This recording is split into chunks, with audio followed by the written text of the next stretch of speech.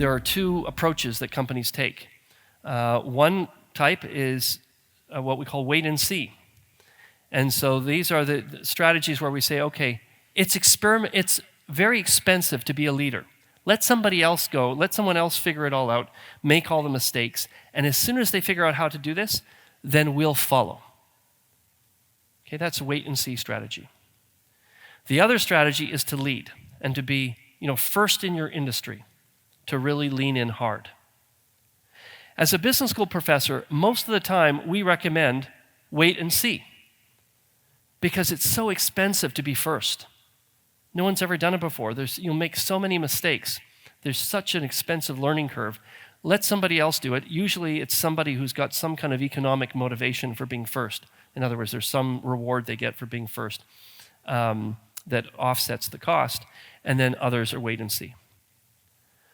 But it's different with artificial intelligence. With artificial intelligence, it's very risky to play the wait and see strategy. And the reason is because artificial intelligence is different than any technology we've had in the past ever. It's the first time in human history where we have a tool that learns from use. We have never had a tool that learns. And that's why wait and see is such a risky approach. So with AI, the more data we have, the better the predictions are. And the better the predictions are, the more people use the AI.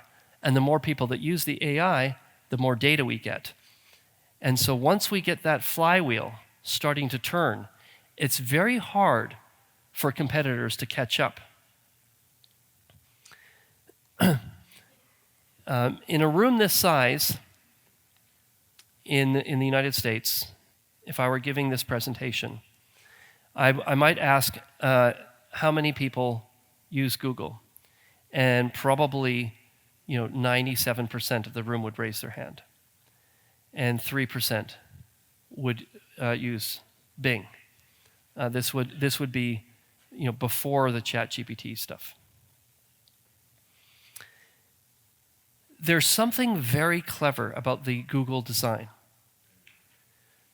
which is that Google and Bing are very similar in their capabilities for common searches. But Google is often better for the less common searches. And that's because of how it works. When you use Google, you type in your query. And so you type it in. Google has no idea, does not understand what you're saying. It receives a character string. And then you hit enter, and it makes predictions. And it predicts, these are the top 10 websites that we think match what you've asked about, your query. So you type in your thing, and then here's the beauty of Google.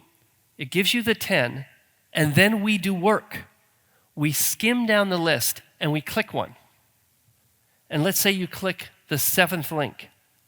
Google says, oops, we made a mistake. We thought that was the 7th best, but you clicked it first. You just told us it's the first best. Whoosh, it updates its model. So every time you do a search on Google and you read down the list and you give it feedback, you are training Google's model. So everybody in this room who uses Google, you all work for Google. You are all training its model every time you do a search. It's built the feedback right into how the search works. So it's very hard for anyone to catch up. I would get people that will email me from this field and who will say, oh, did you hear that Microsoft just hired this superstar person? Or Microsoft just patented this thing? Or Microsoft, do you think Bing will catch up to Google? And the answer is no. Because there are billions of people every day training the Google AI. It's very hard. Once you get a lead, it's hard to catch up.